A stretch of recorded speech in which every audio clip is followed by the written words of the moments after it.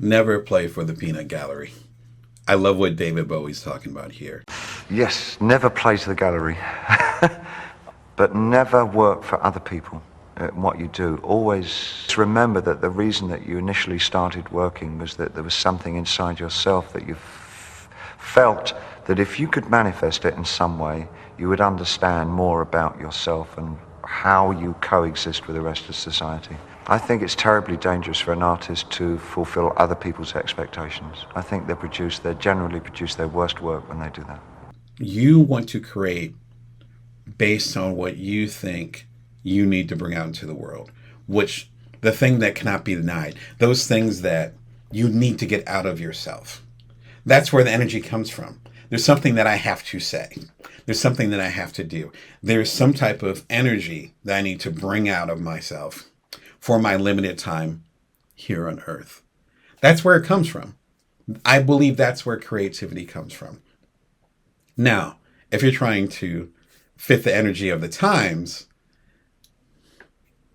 then it gets a little bit more complicated.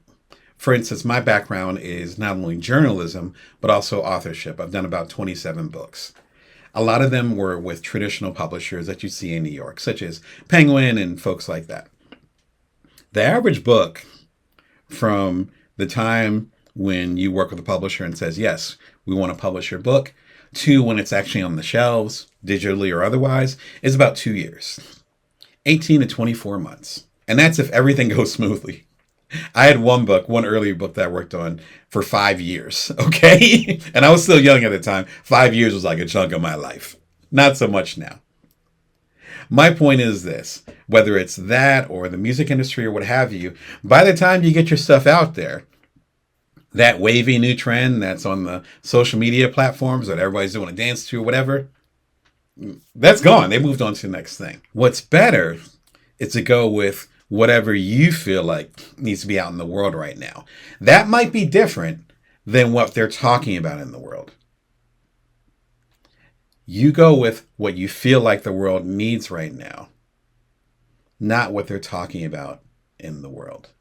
As artists, as creators, our job isn't to follow the trends.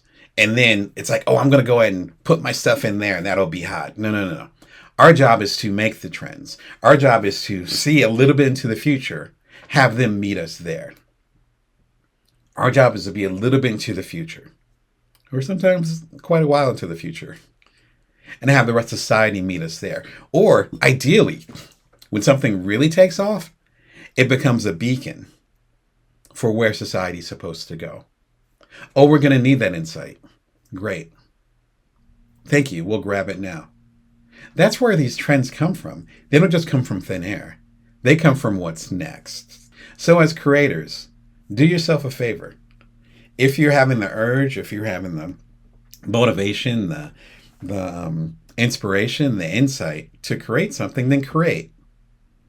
And then trust that insight, that motivation came from a little bit in the future. And if it came from a little bit in the future, then you can bet that eventually the rest of us will catch up. And then we'll all be better for it.